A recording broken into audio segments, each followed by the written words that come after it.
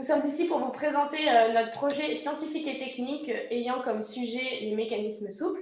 Nous allons vous expliquer plus tard qu'est-ce qu'un mécanisme souple, mais pour le moment, vous pouvez voir quelques exemples sur les images ici présentes de mécanismes souples.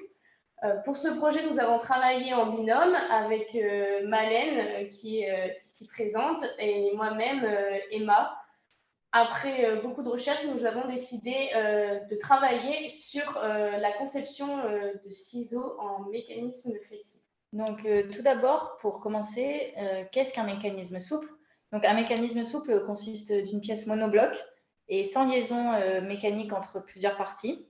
Et la flexibilité du matériau et l'élasticité de celui-ci permet à la conception et l'utilisation de n'importe quel des mécanismes créés.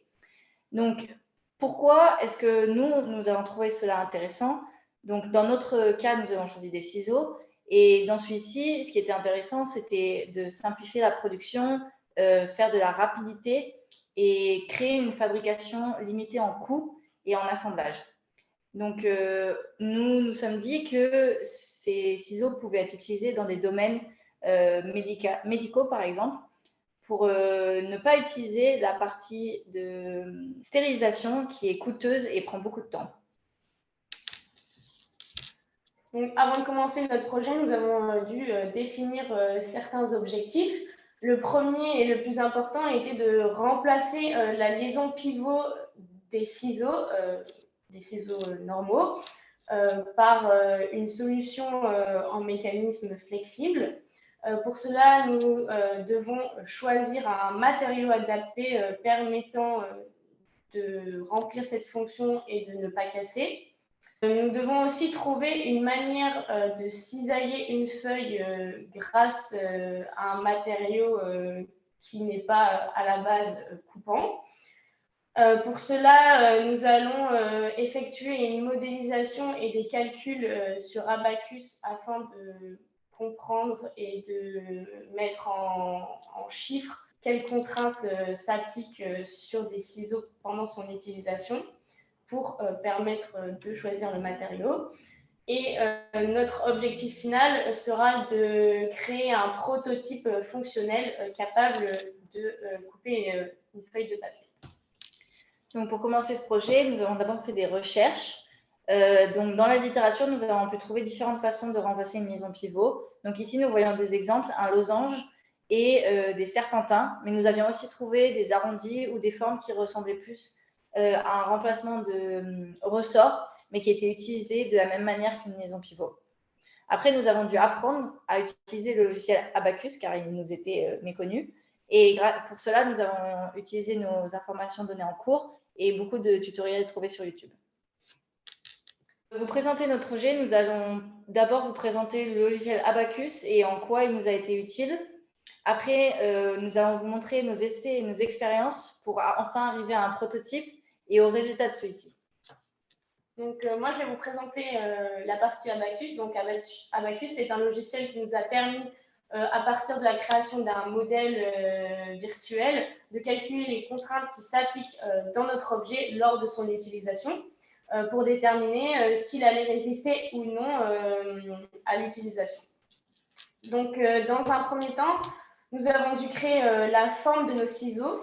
Comme vous pouvez le voir, nous avons dessiné seulement la moitié de la forme étant donné la présence d'une symétrie parfaite. Cela permettait donc de gagner en temps de calcul lors de la simulation. Donc, pour cette forme, nous nous sommes beaucoup inspirés de la pince que vous avez pu voir précédemment dans la partie sur les recherches préliminaires que vous avez expliqué Malène. Et cette pince utilisait notamment la forme de losange pour remplacer le pivot. Nous avons par la suite dû modifier cette forme au fur et à mesure des différentes simulations que nous avons effectuées pour aboutir à celle que vous pouvez observer. Pour rendre plus réel notre modèle, nous avons modélisé la main de l'utilisateur que vous pouvez voir par un segment blanc sur l'image. À laquelle on a imposé un déplacement qui permet la fermeture des ciseaux. Donc, après la simulation que vous pouvez observer, on a abouti au résultat que vous pouvez voir, qui donne une contrainte maximale de 29,8 mégapascales dans les zones les plus sollicitées, notamment les zones les plus fines situées dans les zones qui vont beaucoup se déformer. Donc la contrainte maximale de 29,8 mégapascales, alors que le matériau que nous avons utilisé a une limite d'élasticité de 29 mégapascales. Donc ces deux valeurs sont assez proches, ce qui nous a permis de conclure que le matériau allait rester dans le domaine élastique et donc pas se déformer, même s'il y a un léger risque qu'il se déforme partiellement et qui produise par la suite une rupture en fatigue, mais qui serait vraiment sur le long terme, étant donné le caractère proche des deux valeurs que l'on a pu trouver.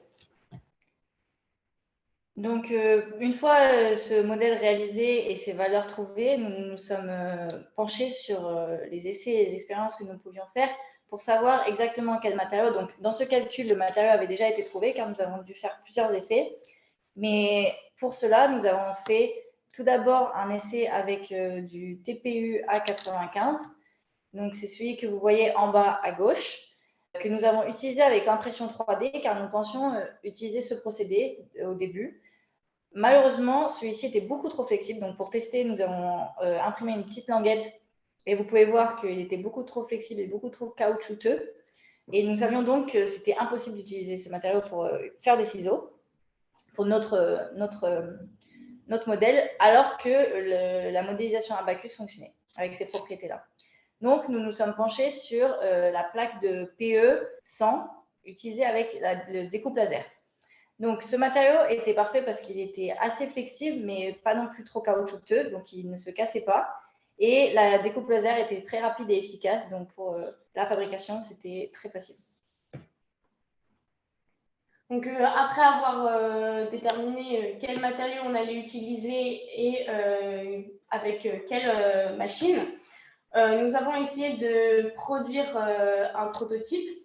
Notre premier prototype n'a pas vraiment abouti, étant donné que nous avons eu des problèmes de dimension, notamment au niveau du manche. La découpe laser n'a pas pu découper les encoches pour les doigts. Mais nous avons aussi un problème au niveau des lames, étant donné que celles-ci étaient beaucoup trop fines et que l'amplitude de fermeture était pas assez grande. Et donc, on ne pouvait pas du tout envisager une superposition des lames qui permettrait par la suite de couper. On a donc modifié la forme pour parvenir à celle que je vous ai montrée tout à l'heure dans la partie Abaqus. Donc, après avoir remodifié la forme et relancé une simulation, on a produit un second prototype qui, cette fois, était beaucoup plus satisfaisant puisqu'il permettait de vraiment venir se coller entre elles et on voyait qu'il y avait une certaine résistance, ce qui pouvait nous laisser penser que si on les usinait, elles pourraient par la suite venir se superposer. Comme je vous l'ai dit, on a dû affûter les lames afin qu'elles viennent se superposer. Là, on les a usinées grâce à une meuleuse manuelle. Donc, on les a limées progressivement afin d'obtenir un angle de chaque côté. On a ensuite vérifié l'angle de chevauchement pour voir s'il pouvait convenir pour la découpe. Cependant, après, on a observé qu'on pouvait, avec ces lames qui se chevauchaient, plier une feuille. Cependant, on ne pouvait vraiment pas imaginer que ça allait couper quelque chose, étant donné la flexibilité du matériau et surtout l'épaisseur de nos lames. On a donc eu l'idée d'ajouter des lames de rasoir pour apporter un côté vraiment coupant à nos lames. Donc, enfin, ce prototype trouvé, nous allons nous pencher sur le résultat final.